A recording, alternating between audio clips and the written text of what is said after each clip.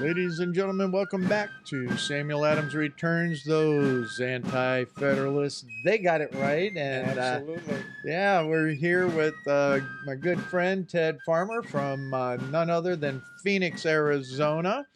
And Ted, it's a delight to have you on the program again. It's been a couple years. Yeah, 3 years. I'm a little bit older. I'm not sure I'm wiser, but Uh, yeah, from the America's Audit, yeah, Maricopa County, Arizona. We yes. started it all. Yeah, we're going to get talking about that, folks. Is that Ted's here? He participated in the audit early on, so that's going to be a lot of fun to get some of the insights on that. And then we're going to follow up also with discussing the Republican parties and how some of the similarities between what we're experiencing in Ohio as well as in Arizona. And this is systemic. I think that as Ted and I talk, we're going to see that this is the Republican Party just about all over the U.S. in so many different ways. But what I'd like to say is thank you, everybody, for joining us today. We're looking forward to this time together and just having a bunch of fun more than anything else. There we go. Yeah. Yeah. So we might as well get started. Ted, how'd you end up in Ohio? Just real quick. Well, originally born and raised in Southern Ohio, Hamilton. Yeah. So this time around, as the last time, we're here for family reunions and catching up with old friends and family. Excellent. Good. Well, we're delighted that you made your way up here to the northeast section of Ohio and stopping in to see us again. It's always a delight to see you and Corrine and just enjoy our times together. Yeah, we wouldn't miss it. And Tom and Kathy, great friends, patriots. We wouldn't come to Ohio without seeing them. And while I have a moment, thank you for your hospitality and everything that you've welcomed us with here. The great food and a few little samples of beer. Well, always a delight, but don't let that word get out too much. That's right. People will be knocking at the door, volunteering to be our friend or something. Correct. Yeah. Yeah. But We have a few Afghanis maybe looking and a few from the southern border may want to stop by. yeah, well, Your house is much too large for two people, you know. yeah, well, you're sounding like the Clintons now. Well, Hillary was the one that brought that up. You know, your house is too big. You got to put people, That's you right. know, in every room and that. And well, they will first be met with grace and then with the other G if necessary. Correct. But all the kidding aside, you and I were talking earlier as we were making our way up to the winery that we work with, that we have our jams at and everything like that. But and enjoyed the beer there also. But we started talking about this whole idea of the Arizona audit. Correct. And you were an early participant in that. You didn't see it all the way through, Correct. but at the beginning, it was like getting things in play, develop. You were part of when the process was put into play. So why don't you give us just some of those highlights of what went on? Yeah, first of all, it was an honor. I felt it as an obligation to participate, and I felt lucky to be chosen to participate. Um, wow, all the things that you've probably heard about no security and people sneaking into place. No, I can assure you, we went through two gates to get in. We had IDs, and every day, even though you saw the same people checking people in, it was your photo ID and the ID issued by the audit. Very secure. Um, the ballots were all in a fenced cage, accessible by only people who had creds to get in there. Uh, so the whole thing was very secure. And as I found out and told Tom earlier, uh, wow, how thorough can you be? I was so impressed. The Democrats chose not to participate. So, yes, it was mostly a Republican audit. Mm-hmm. However, there were independent and Democrat observers Uh-huh. from the Secretary of State and from volunteers observing. Um, but wow, what a process! I happened to be on the um, paper exam team. Okay. So on our team, there were Right. four. So there were different teams that as There part were, of it. yes, So the process was initiated. You had high levels of security. Democrats were invited but chose not to participate directly on the floor. correct. But because of the Secretary of State being queasy about the whole thing, if I may use that, Yeah, uh, that's a, yeah, to say it nicely. yeah, yeah, but they brought uh, auditors, if you will, to watch the audit, or Yes, observers to watch the audit, which had a mix of independent and Democrats. correct. And then it was broken into these different teams: paper Yes, ballot team. and counting teams. Okay, And we worked three shifts basically. One of us started at 7 in the morning, one of us started 8 in the morning, one of us started 9 in the morning. okay, So, and that helped the flow of workers coming and going. So we weren't all bottlenecked coming in, because once you got out of your car and you went through the next level of security, right, again, okay, you had to show your ID, get a bracelet color for the day, and then check in with your station. And I forget how many tables of counters we had okay. and exactly how many tables of paper examiners. And I was a paper examiner, not because I came from the paper industry. As I guess I drew a straw, and there I was. Yeah. Uh, Very interesting. First thing we did after we, well, first of all, the chain of custody was extreme. When we went to the cage to get a box of ballots, Mm-hmm. we had to sign out for them. The person that signed out for them had to stay with that box at all times until it was returned by that person. Okay. So if I got a ballot and box of ballots, checked them out, go to my table, start working on them. If for some reason I had to take a break, I had to find somebody to babysit my box, and I had to sign it over to them. Uh-huh. Right. And when I came back, they signed it back over to me. Right. So again, where people were saying there was no chain of custody is crazy. Yeah. Okay. We It was thorough, very thorough. Yeah. On the paper exam team, after our challenge was to take a very high resolution digital photo of the front and back of each ballot, Okay. and then we would pass it on to a station that had 4 microscopes on it with high resolution digital cameras, All right. and we examined 4 parts. I'm going to tell you what we were actually looking at or looking for, but security features and anomalies. Mm-hmm. Okay. If we felt a ballot felt like it was a little too thin or too thick, we had some micrometers we checked them with. Wow. Yeah. We had black lights that showed certain features. Mm-hmm. So we handled each ballot, and each person at the station had at each station feeling the ballots, looking for folds on ballots that are supposed to have folds, uh, looking for folds on ballots that weren't supposed to have folds. Oh, okay. And we found some of all that. And our job was to report the anomalies to the team of consultants. And them, along with representatives from the Arizona Senate, would digest that information, look at it, and come back and say, yeah, it's a real concern. We're going to take a look at this later on. Uh, some things they got back to us with answers really quick. Uh, we had some ballots that looked perfect, black marker filling in the bubbles. We put them under the microscope, and the bubbles were copper color instead of black.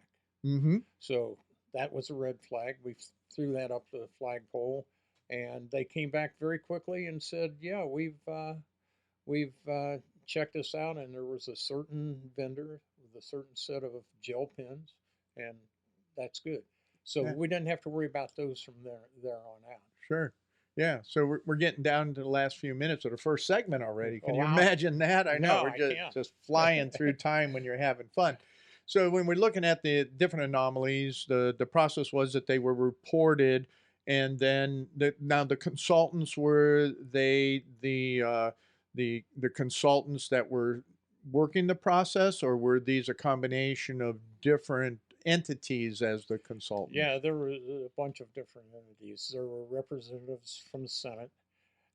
We were staffed full of lawyers. Everything we did, the lawyer had to look at. If we changed one little iota of the process, it had to be documented. The lawyers had to sign off on it. They had to then produce that information to the Secretary of State and back to the Senate.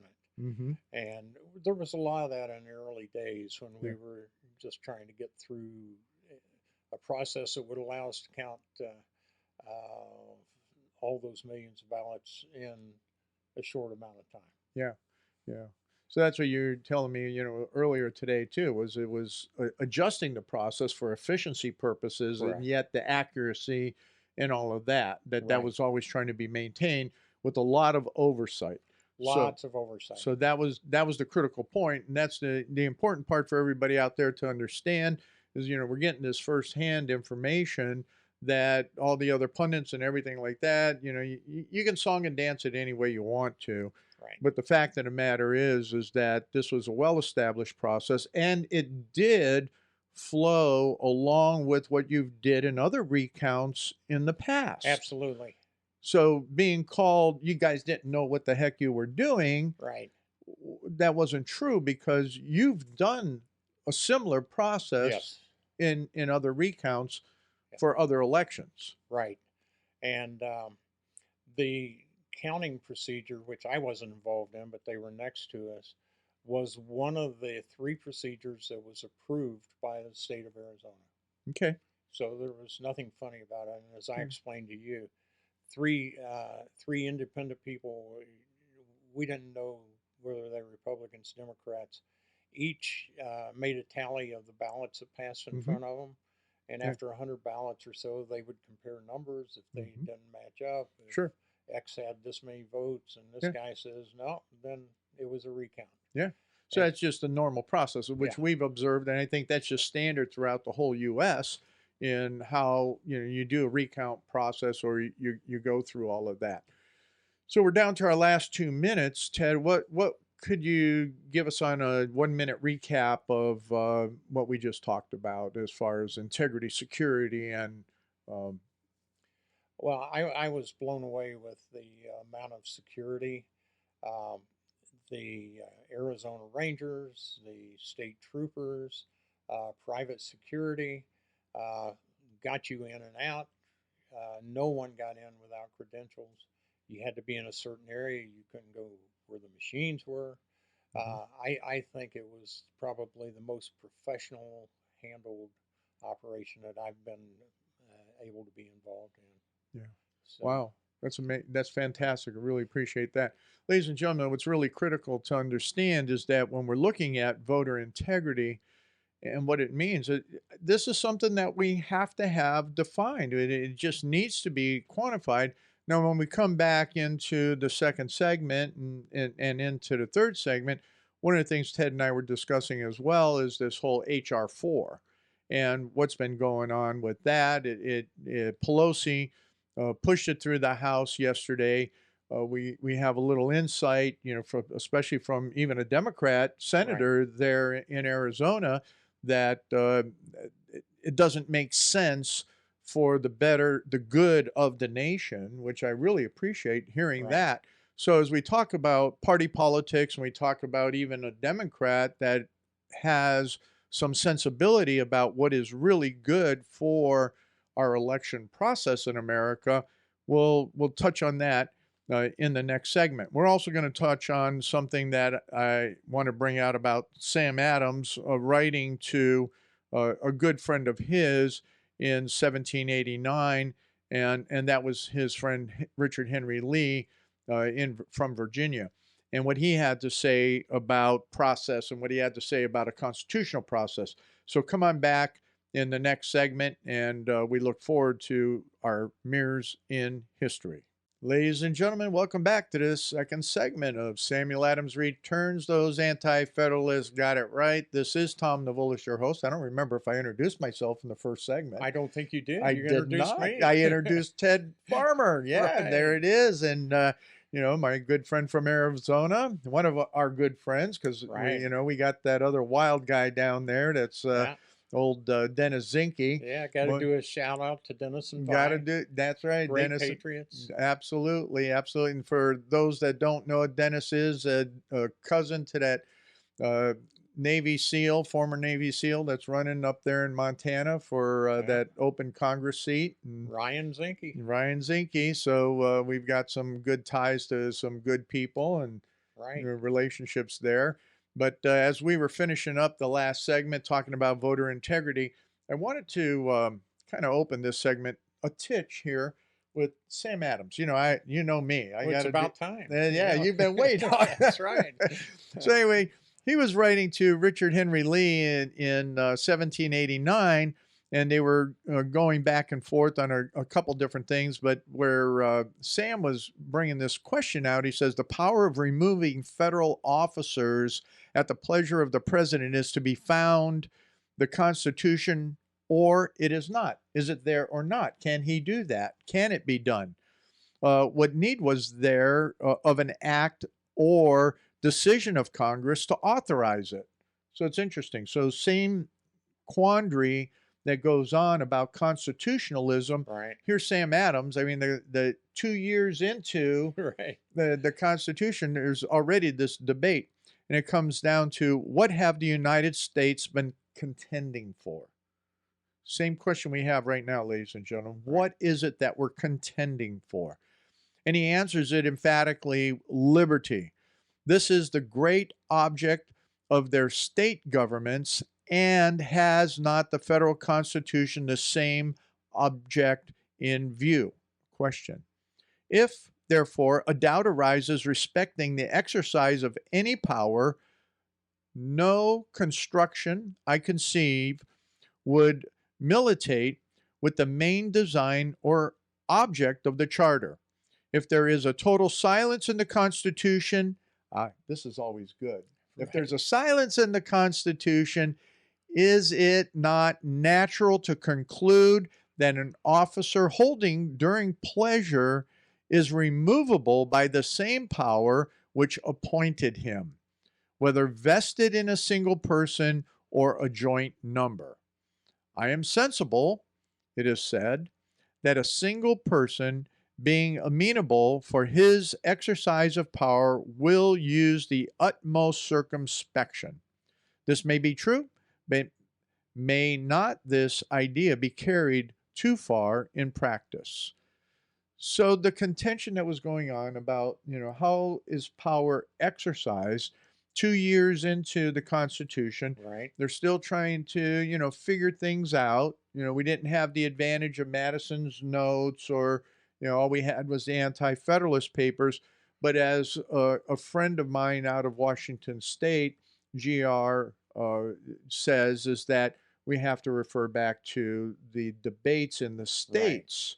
And I think that's what everybody has to look at, even now and today, is how important it is in all of these questions that we're looking at. Voter integrity, what is going on with H.R. 4, which I want to bring us to, is that how did that even get to the floor in the first part? Right. And then secondly, the detriment that it will have to our voter integrity. And then a little insight here in a moment from your Senate side, which just was shocking to me to learn and understand that. So when we look at HR 4, it's called the what was his name? John Lewis was the congressman that died, and Right. anybody that knows anything knows that he was a communist. Correct. I mean, just flat out. No question. He was one of the heads of the Progressive Caucus. Right. And we know progressives are what? Yeah. They're communists. Let's Right. just face it. So you and I were talking. I don't know how much you really had this morning to delve into that, but the article that's referenced in the notes at samueladamsreturns.net. Here's what I want to bring out to you, and we can Right. discuss Sure. banter this back and forth a little bit, if you wouldn't mind. Is that what's in here is that a state and its political subdivisions would be subject to pre-clearance for a 10-year period if any of these happen, and is that 15 or more voting right violations occurred in the state during the previous 25 years. Right. How do you go back 25 years? That would mean that somebody would, raise a flag, and the ones that they're saying in this particular article is that the Democrats could sue a county or a political subdivision in the state Right. and saying that your levy wasn't even right, or saying that the county commissioner vote was corrupted and it violated X, Y, and Z. Right. And then what would happen for 10 or more violations occurring during the previous, again, 25 years, at least one of which was committed by the state itself, or 3 or more violations during the previous 25 years, the state administers the election. A political subdivision as a separate unit shall also be subject to these pre-clearances for a 10-year period if 3 or more voting rights violations occur during the previous 25 years. And then the way that the law is written, so if any of those things happened over the previous 25 years, the whole state, if it's in a subdivision. Right. So get this. So here in our county, if someone sues the Board of Elections for any type of potential voter violation, not fraud, Right. but a voter violation, which aren't clear, all the voter violations, Right. then the whole state becomes subject to this. Sounds like a plan. Yeah. And it's not just just that subdivision, it's not just that county, it's not Right. just that board of elections, it's the whole state. Yeah. I'm puzzled. So let's just play with this for a Okay. while. I mean, you and I are Yeah. just novice to this whole Of new course. thing. Let's just play Yes. with it. Ted, what are you going to sue for 25 years back in Arizona, in Maricopa County, for election violation? Oh, voter ID, first of all. Oh, In the state of Arizona, we have bifurcated balloting. The federal ballot, you don't have to show ID. State issues, you do. So that's unfair. Why should I have to show to vote on my state rep? oh, wow. So you're not being treated fairly Correct. as a violation for voting for state reps. So off federal. Now, do you guys have even? Do you have a process of what do I want to call it? Do you have regular conventions? Do you have uh, off season, off congressional May type of elections, or is everything in November? Do you have primaries or caucuses? What type of system do Yeah, you have we there? do have a primary system for state and federal positions. Okay, The local judges and all of judges, that. yeah, Yeah, local positions, school boards can be off election year. yeah, And of course, the favorite trick is to float a levy or a school bond sure. in off season. But you got to take, and if those aren't, so if that all of a sudden, like for a levy, can pop up in either March or July Right. or August, Yep. September, they don't have to hit that normal May or November cycle. Correct. So wait a minute, that's not fair.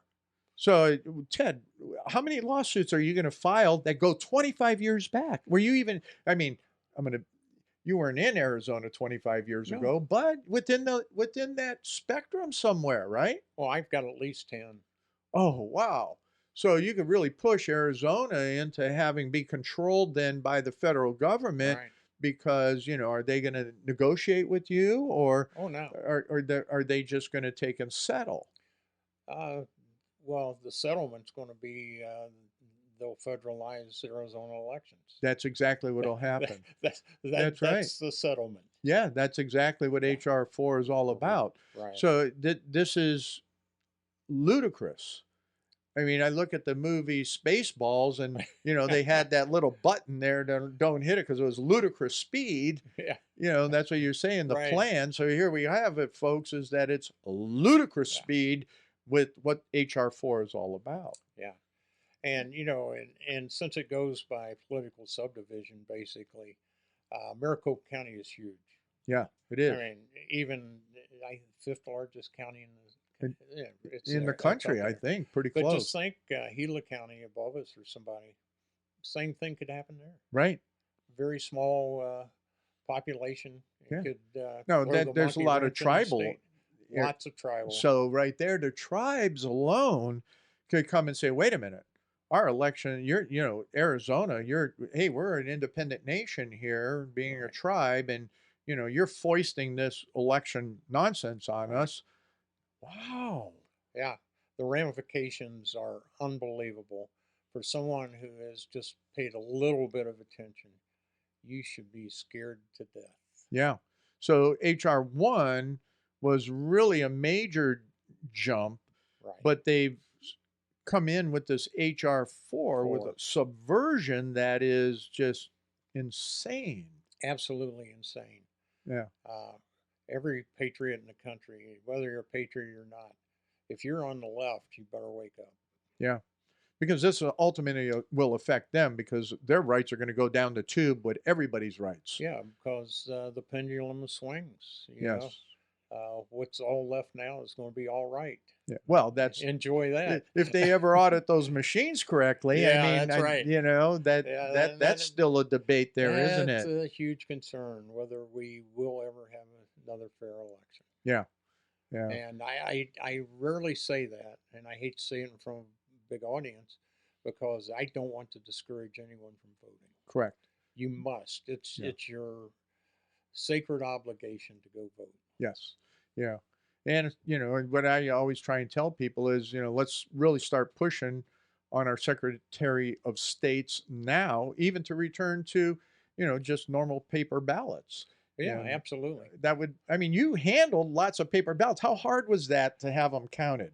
You guys did that not really, only because you were scrutinizing things Right. did it take so long. Right. But if you were just doing regular ballot counting, it doesn't take that long. No, and I've participated in recounts after primary and general elections. It's not a big deal. Yeah. It's really not.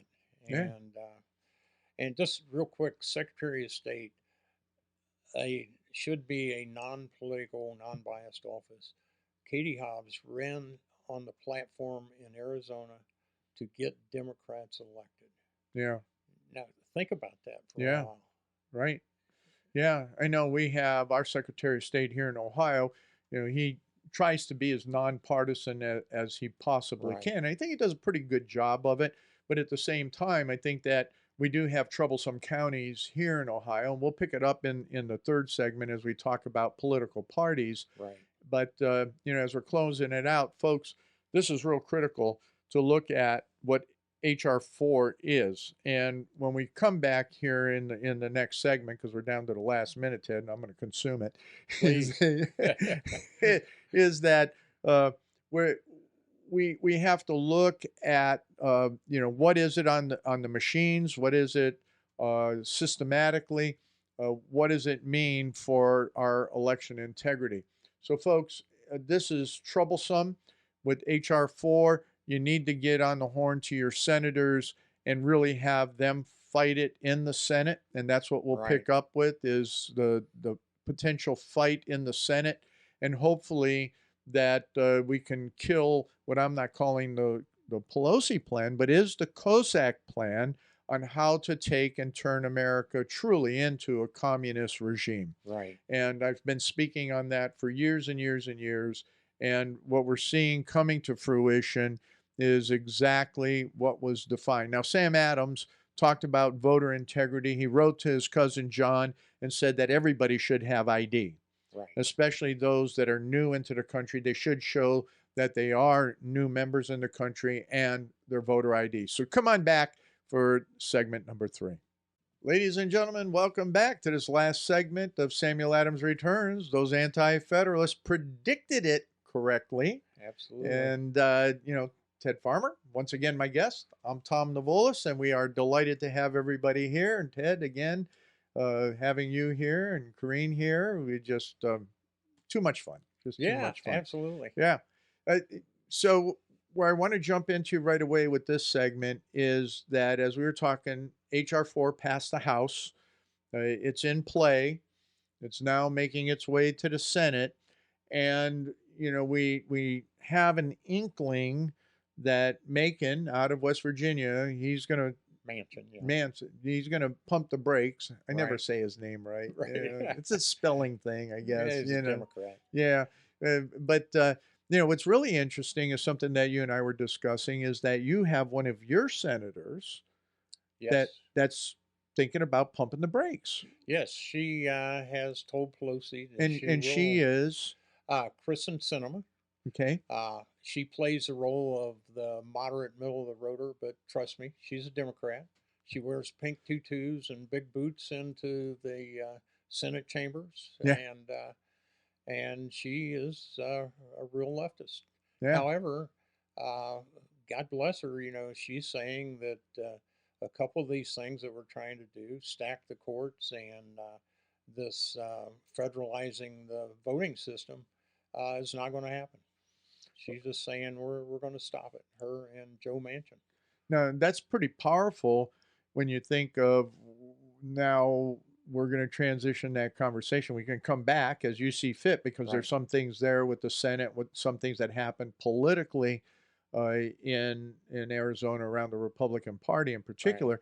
But when we're thinking now, where's Romney going to go with it? Where's Yeah. where's what's her face out of Alaska and Yeah. Knucklehead out of Maine? All of these other types of folks. What's going to be their thing? Well, It's not me. I know I forgot to hit silent. Anyway, sorry about that, folks. But we don't know where these Republican. I call them. They are definite Republicans because There's no question. they repudiate everything. Yes. So how is it that you don't have a Republican in the Senate anymore, do you? No, we don't. We have Kristen Sinema and Mark Kelly. How'd that happen? Well, I would say our candidate, Martha McSally, uh, who is a fighter pilot, war hero, good person, good voting record, was just not a great candidate. Okay. And the money poured into Arizona. We were outspent 5-1, 6-1, Oh my. even on local races Yeah. for the state representatives. And as a result, some Republicans didn't like our candidate and they didn't vote. So here we are. Well, wait a minute, time out. And we see that why is it that, and Trump always brings this out, why is it that the left, the communists, can always rally, but yet those that should be pro-Constitution, pro-love of liberty, they get their panties in the wad over, whatever.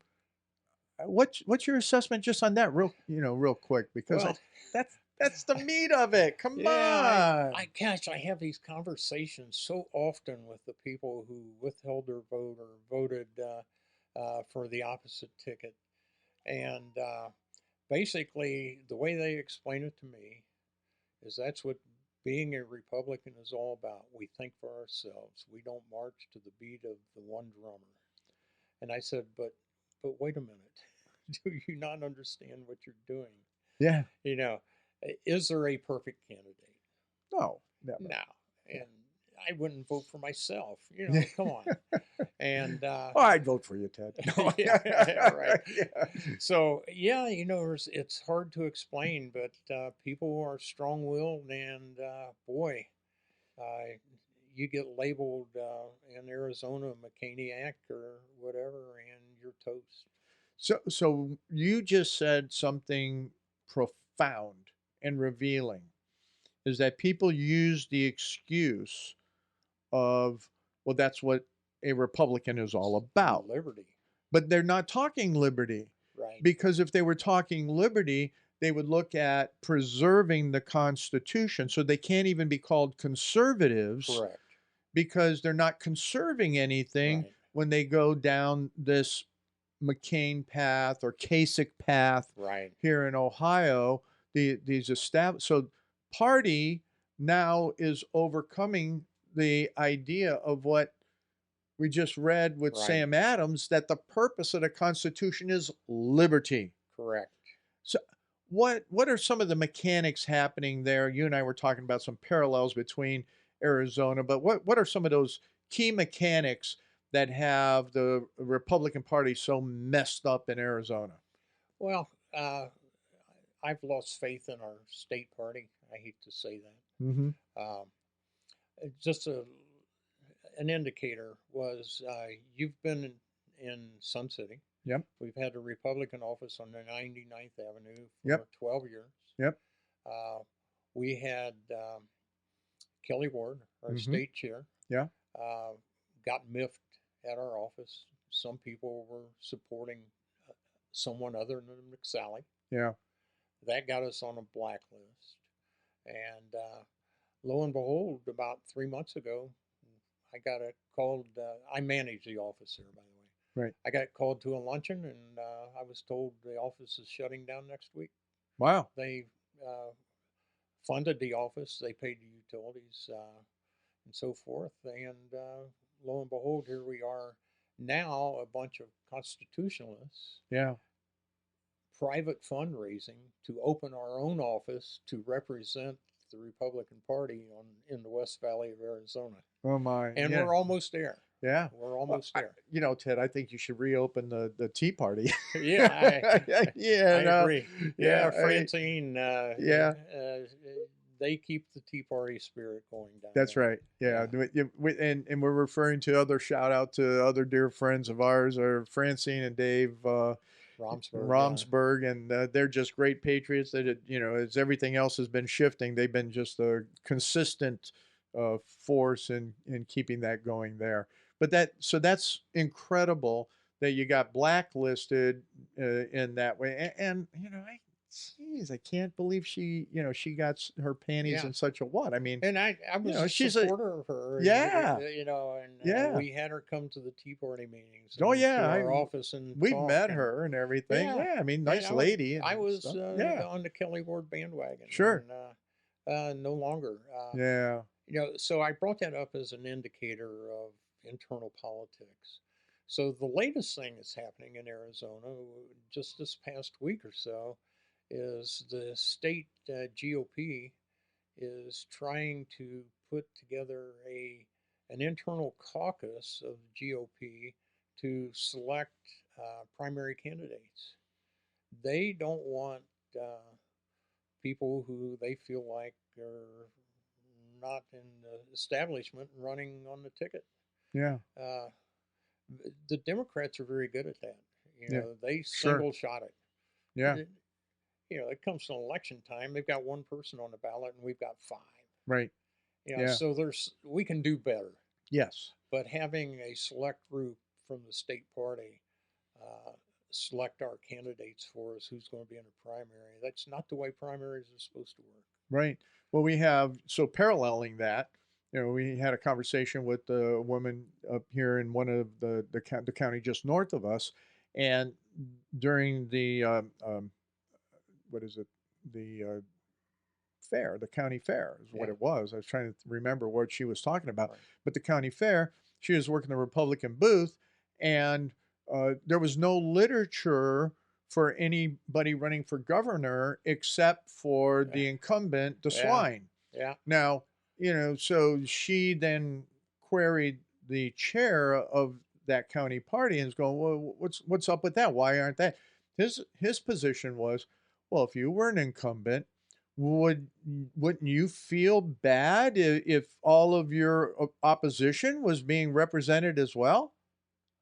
So No. No. I mean, it comes down to, what's a free election? Yeah. And, you're having somebody else make the decision instead of having a vetting process, instead of having, Right. the general population be those free thinkers, That's right. So where are all the rest of the Republicans that had that attitude, jumping in there and saying, wait a minute, the swine's been terrible for Ohio, especially through all this COVID stuff. Where are the other candidates so we can make an intelligent decision? Central Committee in Ohio, actually unilaterally, the chair of the Ohio Republican Party and his cadre, if you will, they've put over $600,000 into the swine campaign already. Your dad wouldn't like I know, Just- calling him the swine. Sorry, Dad. I know you're listening. that. But at this point, he is. He's a swine. I know I'm insulting pigs. We used to raise pigs, and I'm There you insulting go. those porkers. That was my concern. I know, we're insulting pork. And we're having ribs here shortly. So. Right. But anyway, with all of that, I mean, you guys got the same. So you have the same thing with your state central committee. Right. Leaving and folks in Arizona, they're in LDs, is Legislative districts. legislative correct. districts. And so your legislative districts are no longer going to have really any input, No. which No. they haven't. You guys been battling that in Arizona for the last at Yeah. least 10 years. Yeah, that, we that have I been recall. battling it, and when you look between the lines, they already have their candidates selected. Yeah. That's what they're doing. Right. There's Yeah. no question about it. So that's what we have then, what we're seeing, and everybody in the other states, you have to look at this as well, because it's systemic, as I Oh, yeah. mentioned at the very beginning of the program. This isn't just Arizona, this just isn't Ohio, this is across the country, is that we the people don't have the power that they're pretending we have. Right. And when you go across any of the political parties, that's why George Washington warned against political parties, because at some point in time, what the Anti-Federalists predicted Yeah. is that we would, come to this position that we the people don't have the power that our preamble says that we should have. Right. And nor are we secure in the rights as our state constitutions do, because we have these, I don't know, central committees, oligarchs, whatever you want to call them. Right. What do you call them?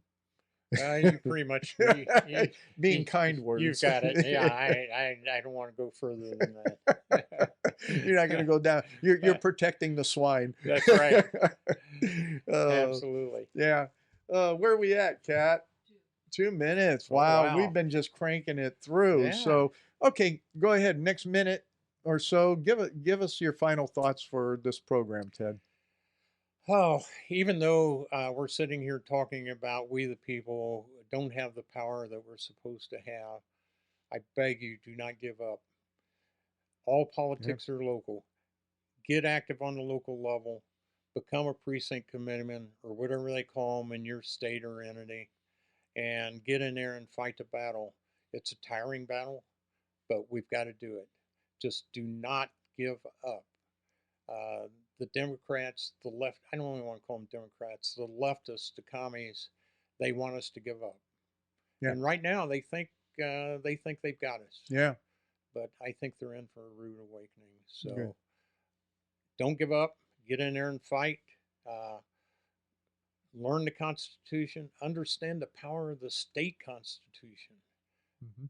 Please understand the state constitution as well as the federal constitution. And that's critical. Ted, you just nailed it on the head. Folks, just real quick in this last minute, get your butts out of your seats. And everybody I know, well, maybe not everybody that listens to the program, but listens to the networks that we're on, is get your butts out of your seats, quit throwing your shoes at the TV, and get engaged, as Ted was just saying. Don't just look at the federal constitution. It's critical, as we're educating people here in Ohio. Article 1 of the Ohio State Constitution is our Bill of Rights. It's powerful. Your Bill of Rights in your individual state is powerful. You have to know it, and you have to use that within the local context so that you can secure your rights and that you are being active and you educate other people in that as well. That's what Sam Adams always said, is that all politics are local, Right. and get engaged. So come on back next week when we'll see what adventures we come up with next.